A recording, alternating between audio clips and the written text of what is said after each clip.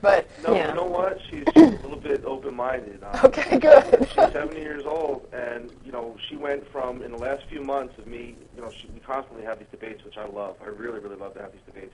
Not so much with Mom, because I feel like I'm beating her up. But, she thought that evolution meant that you don't believe in God, and evolution that we come from monkeys. And, I try to explain to her, and I show her some books on evolution, and she went from completely not believing in it to believing in it. She's a full-fledged believer in evolution now. That's awesome. That's good. Yeah, I couldn't believe it. She just thinks, it's God's plan and blah, blah, blah. But, yeah, I told her I was an agnostic, and it really upset her. Don't tell people you're an agnostic. What will they think? What? We started, I met a couple of friends who believe, like-minded, and we go out and we talk. We'll meet at the bar or whatever, and we'll have these conversations. People will bring their books. And we talk in hushed tones because people start to look over, and you know what I mean? It's just, I never thought that I would be discriminated against. I never knew what it was like to be discriminated against, and I'm kind of starting to get that now. Wow. Which is why I don't want to pass that on to the kids right now. So this is like prejudice against a theist by, doctrinal theists. Wow. I guess it's just, you can't escape it. All right, well, is there anything else, Bill? We got another caller on. It's been No, patient. that's it. But I'm an agnostic theist. I just want to get it right. I'm an agnostic theist because I believe a God exists. I just don't believe anybody really knows how or what. Yeah, there you go. That's pretty much it. Now you need to work on why you believe a God exists. Just on faith. Oh, then that's an admission that you don't have evidence. I think Right, he no, I understands don't. that. Yeah, no, So- I don't. I don't believe I have any evidence at all. I mean, I don't believe anybody does. And I love when people call your show and they say they have proof for God. Oh, yeah. You guys, We love it, too. We love it, too. Yeah, In fact, you guys don't chuckle. You're just like, oh, good. I love to hear that. yeah, we wish the chat room would send us some of the theists that show up there. Oh, well. Yeah. All right, well, have a good show, guys. Thank you, Bill. Thank you. Bye-bye. Okay, and we have Joanne from my hometown, Orlando, All right. Florida. Hey, Joanne. Hi, how are you? Good. How are you? I'm doing pretty good. Here, you got some cold weather down there. Yeah, and I actually got a cold because of it. Oh, no. But you got a question. We're running out of time, so let's get you in. What's your question? Well, my thing was, it kind of trails off of Bill's. I was raised very strong Orthodox Catholic. My entire family is extremely religious. They're spiritual and then there's religious. They're extremely religious. And I have recently become agnostic, and I have a husband who has always been atheist. And as a result, our 10-year-old daughter, who I currently have in a private Catholic school, because, I went to private Catholic school my whole life, has come to me and she says, Mom, how do we know that this whole God thing isn't similar to the Santa Claus lie? Okay. And I'm not sure exactly how to approach it with her. I do have a minor in religious studies, so I have a lot of information in regards to the foundation of Christianity, Islam, and Judaism and stuff. But I'm not sure how to take this conversation with her. I guess the first question I would put to her is, why are you asking? What is it that's prompted this question? Well, that and compliment her on her critical thinking skills. Yeah, that would be. that too. Well, she's very analytical, like her father, very scientific, which is why we don't have her in public school. I had to put her in private school because in public school she was doing horribly, and when they tested her, they kept saying, well, she scores above average IQ. We don't understand it. It was just that she was bored. So we moved her over to, of course, a private school that could cater more to her needs. Can I ask a question, Joanne? Do you do you have any preferences or feelings about what she believes, or what are your thoughts on do you care what she believes? It's not so much that I care, but I want her to know the truth. And which is what? Huh? What would you say is the truth?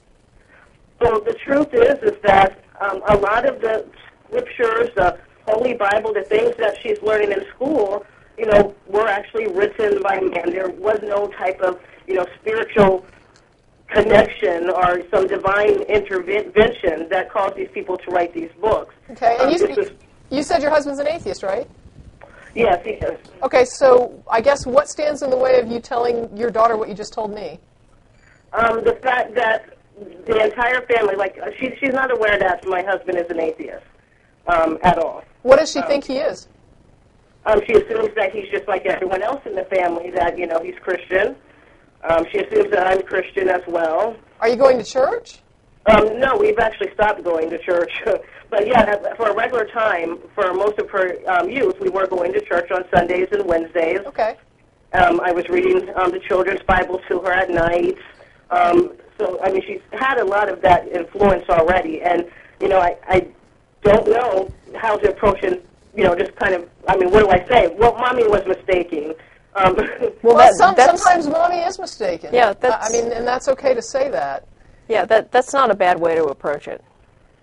I mean, I think, a lot of parents get wrapped up in this deal where you have to be right all the time or your kid's going to lose respect for you. And I think actually kids know when you're not right and you're just not admitting it. And I think you actually gain more of their respect if you can admit that you made a mistake.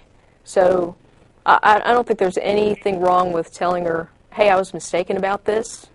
This is what I think now, and it's based on this new evidence that I got. And that might actually be a really great way to approach it, to say that, well, there was a time when I thought this, or I used to think this way, but then I learned some things that made me rethink this, and I changed my mind about it. And let her know that it is okay to change your mind when you're presented with a good reason to. That actually could be a positive lesson. Yeah, I think it would be a really great lesson about how the scientific method works. That this is self-correcting. When you have something that you think is true, and then you get better evidence, then you have to change what you think. That's the only intellectually honest thing to do.